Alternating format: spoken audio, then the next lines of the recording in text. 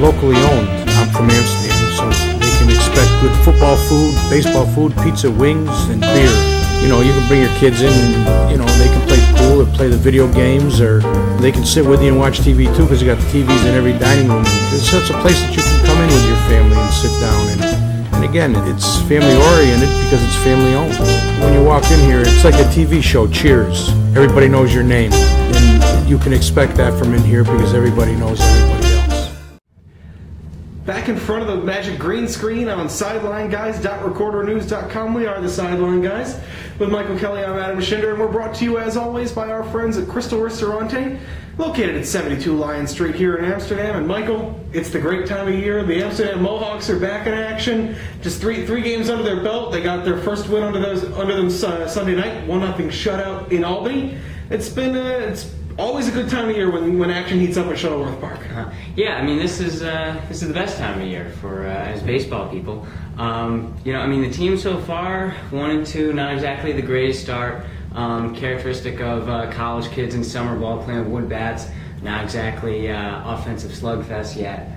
Pitching dominated. I guess what was, I mean, we were at the game, the opening night game. What was your impression of the team? I mean, my first impression of this team is my impression I get every year from these Keith Griffin coached Mohawks teams that I've seen the last 3 years. They start slow because he's got a couple days to look at these guys, get any kind of evaluation, throws them together into whatever kind of makeshift lineup he can get. And just like last year, they're striking out a lot at the beginning of the year. They struck out 13 times in the opener against Albany. They struck out 17 times the next night at Glens Falls. They cut down a little bit last night, Sunday night against Albany.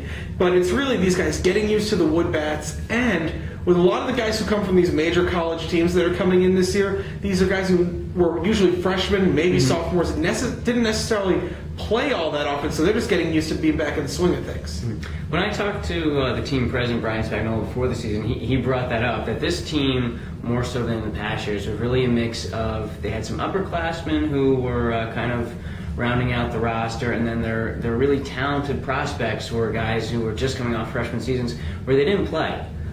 So these guys, even though they're coming right off their season, they're not really in mid-season form because they really weren't going through the reps on their real teams at college. Oh yeah, especially when you look at these guys who are coming out of the SEC, the ACC.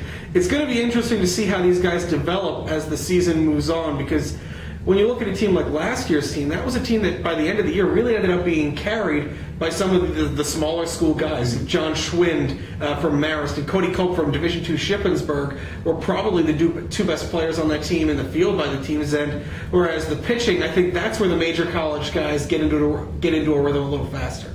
And actually, that's one of the things that Coach Keith Griffin has kept saying is that you know, he doesn't know who's going to hit for this team this year, but then he didn't know Cody Culp was going to hit 8 home runs last year until about halfway through the season when he really began to play.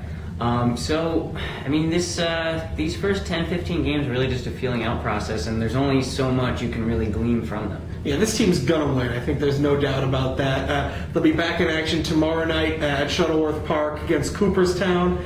And that's, I think, when you're going to start to see it. You're going to get through that first run of a pitching rotation. You're going to start to see guys stretch out a little bit more. He's been throwing guys 4 innings a night.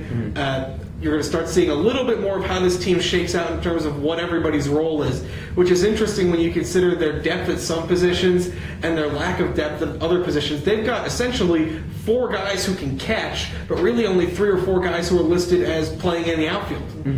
Right, well, I think what that's going to, I mean, we talked about this off camera a day ago, is that one of those catchers isn't going to catch, and he's going to play another position. It might be the local kid, Josh Nethaway, moving to the outfield maybe full-time. Yeah, it looked like last night he was in right field. He's settled in the last couple of nights as this team's cleanup hitter.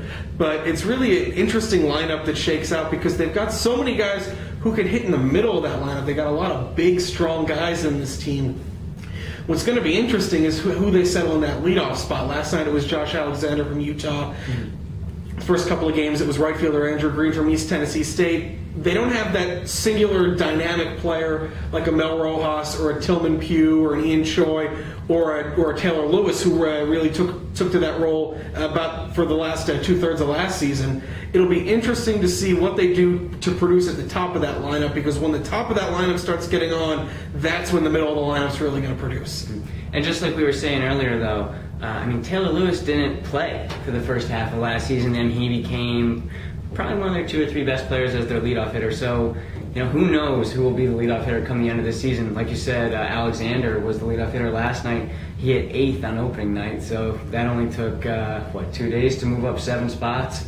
So certainly, Keith Griffin's always said it takes 10 to 15 days just to figure out where everybody plays. But now we go from a season that's just starting to a season that just ended. Followed them all through their playoff run, and unfortunately, just down the road at Shuttleworth Park last week, the Fort Plain Hilltoppers had their run toward the state playoffs end at the hands of Section 10's Norwood Norfolk. Just a tough loss from a team that had really come on at the end of the season. And going into that game, we thought that it was going to be Brent Baker pitching. Instead, they go with the ace, Weaver. What was your take on that decision to go with Weaver maybe on some short rest in that game? Jabin Weaver had thrown basically 4 innings the day before when they had to go 10 innings to beat Ticonderoga in the first regional game. Probably should never have happened. Fort Plain had a game that they should have won that game in 7 innings. Weaver really only having needed to throw a third of an inning, maybe 2/3, to get a save. There was some defensive problems, some uncharacteristic defensive problems that forced them into 10 innings. And seeing him come out, he just looked tired. His fastball didn't have the same kind of zip, and it was evident they got right on him in the first inning. And it's strange though, because I can't really argue with pitching him. He said all along he's better when he starts a game. He was going to have to throw anyway because Brent Baker hadn't stretched out in basically a month. And Baker, through the playoffs, was so valuable for his defensive play at shortstop that it was almost impossible to risk some defensive problems early rather than have him available late to pitch. I think if you were to quibble with one thing with this Fort Plain team, it was the decision by Phillips to not really stretch out any other pitcher besides Weaver. For basically the last 6 weeks of the season, nobody really pitched more than 2 or 3 innings at a time than Weaver. Which in high school baseball, where you're going to really need about 2 pitchers to make a run, was kind of a questionable decision.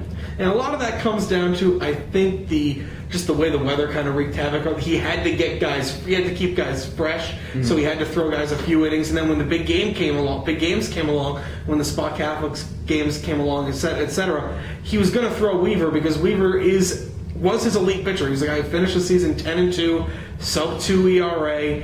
Dylan Petchel really came along as sectionals moved on, but he threw 6 1/3 innings against Ticonderoga. He was the only other guy who stretched out, and he certainly wasn't available. Right, and even him, I think before they won the section, that championship game, he hadn't been stretched out in about a month.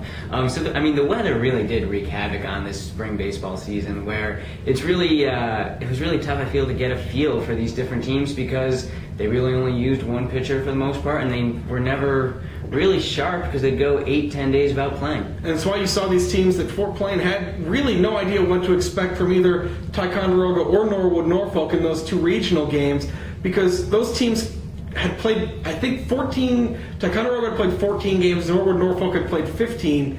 By the time Fort Plain played in the regional final against Norwood Norfolk, that was their 24th game of the season. So they were playing a team that was just all around fresher, even though they hadn't played as much and didn't have the experience. Yeah, and when we get to, we were playing those playoff games in those dog days when we were hitting 90 degrees in late May and early June. I think that may have played a role in their fatigue as well. Certainly was an interesting high school baseball season, and we'll be back plenty more wall-to-wall Mohawks coverage throughout the summer in their first season in the brand new Perfect Game Collegiate Baseball League. We'll be back later this week with more. Until then, for Michael, I'm Adam. We'll see you next time at SidelineGuys.recordernews.com.